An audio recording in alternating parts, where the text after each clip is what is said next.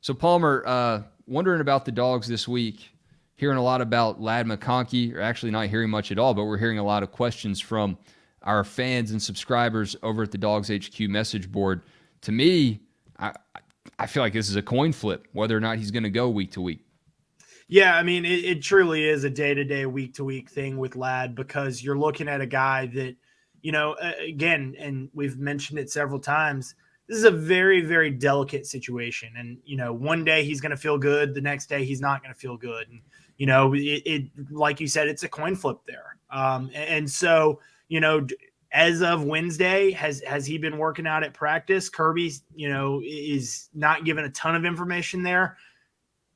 At this point, I am of the belief that until we see Ladd McConkey out on the field, probably don't expect him to play. But, he really has been going through workouts and they are doing everything to get him back. It's not a situation where he's off to the, sitting off to the side doing nothing and resting. He's working out. And so, I'm like you, Wes. I have no clue if he's going to play on Saturday. We will have a much better idea in those pregame warmups. Last week he showed up and was not dressed out, was in a jersey and sweatpants. And so you had an idea that he was not going to give it a go then. So do I think he plays? My gut says no. My gut also says no on Javon Bullard because I think that's where we're going to go here next. Yeah, and explain again, Bullard had the ankle against UT Martin, and that, the early indication was that it didn't sound too serious, but maybe just serious enough to keep him out for 1 to 2 weeks, perhaps.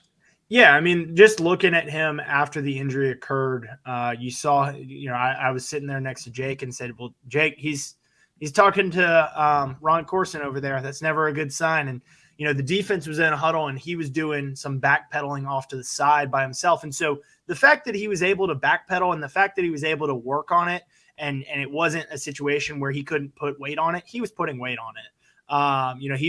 It was looking like they were testing it to see if he could go back in. They decided they want to be a little bit precautionary and rightfully so in a game that they end up winning 48-3 Yep. or 45-3. And so I get that. I think that they're probably going to be precautionary here too. And if there's any question, he's probably not a go because they feel confident in David Daniel-Sisavon. But, I very much would not be surprised if Javon was out there warming up during warmups and this is a decision that they make after that to, because like Ladd's situation, it's, an ankle can feel great one day and one sudden movement and it doesn't feel great. If he's taped it up, is he the same player? Probably not. He's a very physical guy, ball hawk, flies all over the field. But, if you can get Javon Bullard out there in any capacity, I think that you want that. Again, my gut says that he does not play. I think that they're going to give him some time, not try to rush him back. And look, we may not see him until Auburn because, much like those first two games and Ladd and the precaution that they took with him and Dejan too, next week against UAB, I don't think that they're going to need to push it to the limit anymore than they might this week. So my gut says no on both those guys, but I mentioned Dejan Edwards. I do think that he's going to give it a go. Yeah, that's exciting for Dogs fans. We'll put a pin in that. Looking back to last week with Dan Jackson, Sisavon coming in, there's different upsides for both of those guys. I feel like obviously the experience level for Dan Jackson is through the roof, but Sisavon's got the athletic jump on Dan Jackson. That's no slight to Dan, just a better athlete. So when you watch those two guys play, what were some of the highs and lows you saw from their game against UT Martin? Yeah, Ball State. David Daniel did not play against UT Martin because he was nursing a little bit of a turf toe injury. Like you said, I think with Dan, you get experience. You feel very comfortable in what you're going to get. I mean, remember, this is a guy that was starting for Georgia, during that 2021 season with Christopher Smith out. Started at the start of last season opposite of Smith and had an interception against South Carolina last year. I believe that was the first of his career.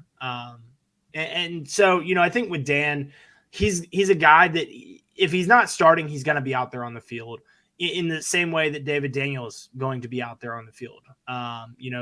David is a guy that has played, as Kirby said, in the dime and the nickel and the very different, situations. I think that both those guys will play. I think that David Daniel being the physical presence, he calls himself the hitman, and he's got an opportunity to fill in for a guy that's got a bit of a reputation as a hitman there in Javon Bullard. So I think it's going to be David Daniel next to Malachi Starks, but I do think that you will see Dan Jackson out there a lot. And look, you may have a better chance. You may be seeing more of Dan Jackson than you would normally because everybody gets bumped up a notch there, especially when you're talking about dime defense, nickel defense, where those extra DBs are on the field. Losing a guy like Bullard, when you would have David Daniel out there, when you would have Dan Jackson out there, who's next up? Well, I look at a Janelle Aguero, as somebody that could potentially come in there. Kyron Jones is somebody that has clearly showed out, with that pick six, and is earning some minutes there at star. But Janelle Aguero would probably be the one that if you're looking at Georgia and their 6 DBs, or you throw out another corner because they've got 3-4 guys that they feel really maybe even more than that they feel really comfortable in there. So you could end up going with an extra corner on the field for those situations. This Georgia secondary is just so freaking deep. It is an embarrassment of riches, and the Dogs will figure it out one way or another. Back to Daijun Edwards. I almost feel like Georgia's coaches, even though they won't admit it behind the podium, Kirby Smart knows that he had a luxury with these 2 games to start the season, and he could afford to let Daijun Edwards rest up. I don't know if that's the case for Ladd McConkey or not, but getting Daijun back, letting Mustard spin back there, that is a much-needed addition to this backfield. We spoke with Rusty and Jay Crow on the Sunday show just about how badly Georgia's running backs need to find a way to find that dog in them and make people miss and get through these holes instead of getting bottled up and not shaking many tackles. Yeah, and I think with the nature of his injury there and being an MCL, where that affects your lateral movement, you may not see that shiftiness out of Daijun, but he's probably not a guy that I consider to be all too shifty in the first place. He's got that downhill runner to him where he's very comfortable. He's maybe not going to seek out contact, but he is very comfortable getting north and south as opposed to moving laterally there. But yeah, I think you're absolutely right that they understood the luxury that they had in those first 2 games. And, Daijun's Kendall Milton played in the first 2 games. His injury happened very early in fall camp relative to when Daijun's happened. And so Daijun was going to take a little bit longer. Kendall was going to be ahead of him in terms of the return time. Kendall was not quite 100%. Kirby said that. He got closer and closer. Daijun is probably not quite 100%, but they have said, hey, it's about getting him from 80 to 90 and 90 to 95, 95 to 100. So, where is he now? There's no way of knowing unless we're talking to Daijun. But I do think that he's going to see the field probably in a very similar way to what Kendall did the last 2 weeks. Mountain Jake Roos, welcome in. Just running through these Dogs injuries here, and there aren't few of them. There are quite a few. Which area for you are you looking at for Georgia that might, this injury list might impact them the most against South Carolina?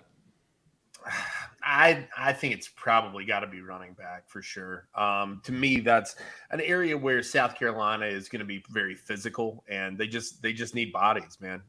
So getting Daijun back, you hope that he's full go, ready to go. We've heard nothing to the contrary, so I'm not suggesting he won't be, but you hope that all is well. Kendall Milton's obviously been playing banged up, so. Maybe the Dylan Bell wrinkle is in there now as well. So you hope that that's the case and perhaps you sustain there. But, ultimately, I think that Georgia, even with injuries, has enough in terms of depth and talent to pull it out against South Carolina. I think the Gamecocks are not going to be able to match them player for player at the end of the day. So, it's a bummer, to have some of these guys out. Dylan Brooks mentioned Bullard, and I think that's a good point too. Rattler's probably going to challenge the deep field down there, but we'll see how that goes. Georgia, he does have crazy arm talent. The issue is going to be keeping him upright for him to be able to use that arm talent. And I think Georgia's going to be pretty successful and sending the house in a lot of these cases on Saturday.